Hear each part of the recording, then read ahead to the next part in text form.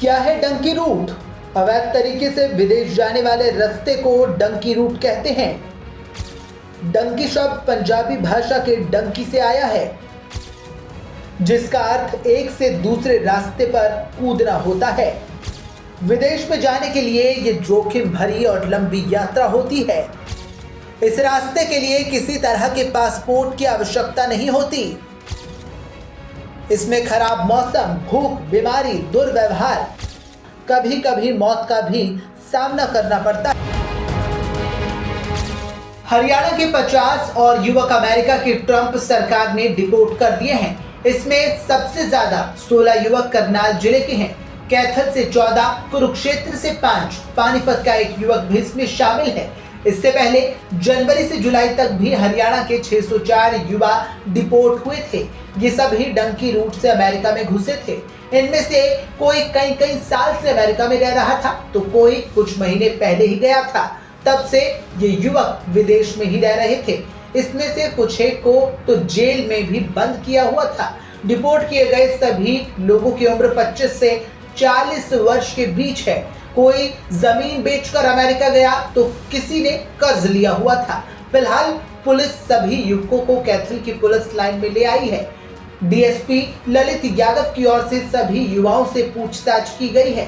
वहीं इन युवाओं में से एक युवक पानीपत के इसराना का भी रहने वाला है, जिसकी पहचान साहिल के रूप में हुई है।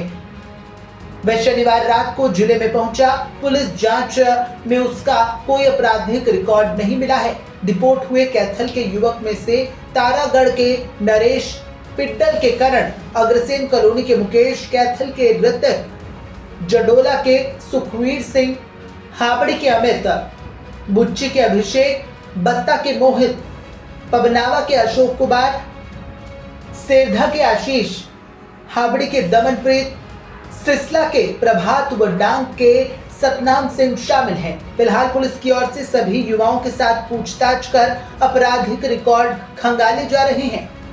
आपको बता दें कि डिपोर्ट किए गए सभी युवाओं को जहाज में बेड़ियां पहनाकर बैठाया गया था। डीएसपी ने बताया कि पुलिस शनिवार को सभी युवाओं को दिल्ली एयरपोर्ट से कैथल लाई है। उन्हें कैथल में ही रखा गया है। रविवार को पुलिस लाइन में उनका रिकॉर्ड जांचा गया है। वहीं रिकॉर्ड में सभी युवा अलग अलग आयु वर्ग के हैं। ये सभी डंकी रूट से अमेरिका गए थे। एक युवक पहले इटली गया हुआ था और वहां से अमेरिका गया था। जब अमेरिका में उसके दस्तावेज की जांच हुई तो वे सही नहीं मिले। उसी के आधार पर उसे डिपोर्ट किया गया है। अगर किसी का कोई आपराधिक रिकॉर्ड मिलता है तो उसे कोर्ट में पेश किया जाएगा। बाकी सबको जांच पड़ताल के बाद परिजनों को सौंपा जाएगा। आपको बता दें कि इस साल जनवरी से लेकर जुलाई तक अमेरिका से जो अवैध प्रवासी डिपोर्ट किए गए हैं, उनमें 604 हरियाणा के थे। फरवरी में अमेरिका से कैथल के 7 युवा डिपोर्ट हुए। इसमें कलायत के अंकित, मटौर के सुशील, काकोद के प्रिंस, रामनगर के गुरनाम गुरप्रीत सिंह, मनदीप, गुलियानी के दीपक, नितिन व प्रगट सिंह शामिल थे।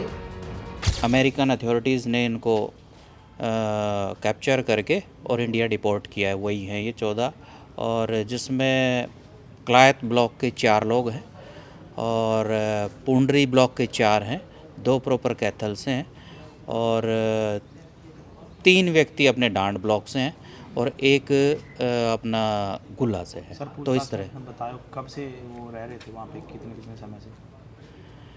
ये सभी कोई 2022 से है, कोई रिसेंटली गया है और डिफरेंट एज ग्रुप के हैं और वर्क के लिए वहाँ पर गए थे। कोई क्रिमिनल भी रिकॉर्ड मिला? मोस्ट ऑफ तो क्लीन हैं, जिनके खिलाफ़ कोई भी मुकदमा नहीं है, और एक तारागढ़ का ज़रूर है जिसके खिलाफ़ एक्साइज एक्ट का मुकदमा दर्ज हो रखा है। उसने कोर्ट की तारीख तोड़ी हुई है, हम उसको कोर्ट में पेश करें। तो सर, कोई एजेंट के खिलाफ भी कोई शिकायत वगैरह दी है इन्होंने? अभी तक जो उनसे पूछताछ हुई उसमें किसी भी एजेंट के खिलाफ़ कोई भी शिकायत अभी दी नहीं है। अभी वो इस मसले पे अपने सोच विचार के पेरेंट्स के साथ जो भी कुछ हमें डोंकी के रास्ते से गए थे सभी, कैसे गए थे? ज़्यादातर डोंकी के रास्ते अडॉप्ट किए हुए हैं और एक व्यक्ति ऐसा है जो पहले इटली गया हुआ था और इटली के माध्यम से फिर वो आगे चला गया। तो यही सभी 14 लोग। युवा है, कोई महिला भी है सब? कोई महिला नहीं है। डिपोर्ट होने का कोई कारण बताया हो जैसे अमेरिका से? डिपोर्ट होने का कारण इनको वहाँ की जो अथॉरिटीज़ थी, अमेरिकन अथॉरिटीज़, और जो इलीगल माइग्रेंट्स थे उनको वहाँ पर अथॉरिटीज़ ने काबू करके और वापस उनके कंट्री में भेज दिया। और अदर कंट्रीज़ के लिए भी ये कार्रवाई उनकी चल रही है, इन्होंने हमें ऐसा बताया। कैथल पुलिस के अब क्या कार्रवाई कहाँ से रहेगी? लेके आए क्या सर? कार्रवाई रहेगी? ये दिल्ली से आया था। अब क्या कार्रवाई रहेगी अब कैथल आगे पुलिस क्या की? प्रोसीजर है? आगे का प्रोसीजर अभी पूछताछ है, जो भी इंक्वायरी का पार्ट है। इंक्वायरी करने के बाद हम इनको पेरेंट्स को हैंड ओवर कर देंगे।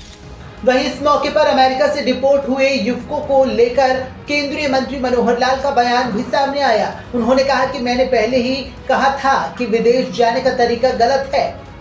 मैंने जब अपनी यात्राएं की थी चुनाव के दिनों में, उस समय भी मैंने कहा था कि ये जो टंकी रूट है ये युवकों के लिए भी ठीक नहीं है, परिवारों के लिए भी ठीक नहीं है। हालांकि मुझे पता है कि इसकी आलोचना लोग करते हैं। हम चाहते हैं युवकों को रोजगार मिले, उनकी कौशल, उनकी शिक्षा ये बढ़कर के हो, लेकिन जहाँ भी कहीं विदेश में जाना है विधिवत तौर तरीके से जाए।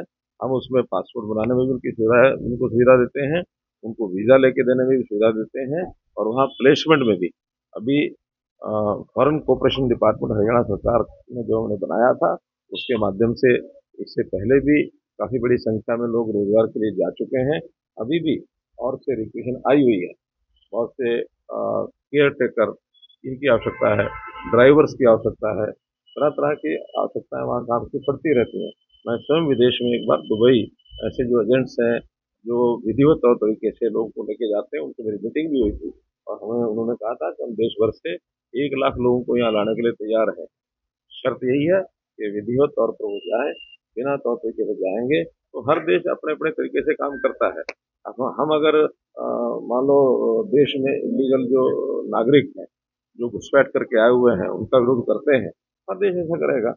यहाँ भी बांग्लादेश के कितने लोग आए हुए हैं और आखिर ऐसा यार देखिए, ये मैं इस पर टिप्पणी नहीं करूँगा, क्योंकि कोई भी अगर कोई किसी देश का कोई नियम है उसका उल्लंघन करने में उनका निर्णय है। हमारे यहाँ जंजीरें हमारे लोग नहीं लगाते हैं, उनके लोग क्या करते हैं क्या नहीं करते, दोषी को क्या सजा देनी है उसके बारे में नहीं करना ठीक लगेगा। गौरतलब है कि हरियाणा के कुल 50 युवक अमेरिका से डिपोर्ट किए गए हैं। इसमें कैथल के 14, करनाल से 16 लोग शामिल हैं। सभी डंकी रूट से अमेरिका में प्रवेश करने के बाद वहां पर नौकरी कर रहे थे। अब 3 नवंबर को एक और फ्लाइट अमेरिका से आएगी, जिसमें अवैध प्रवासियों को भारत डिपोर्ट किया जाएगा। Bureau report, PTC news.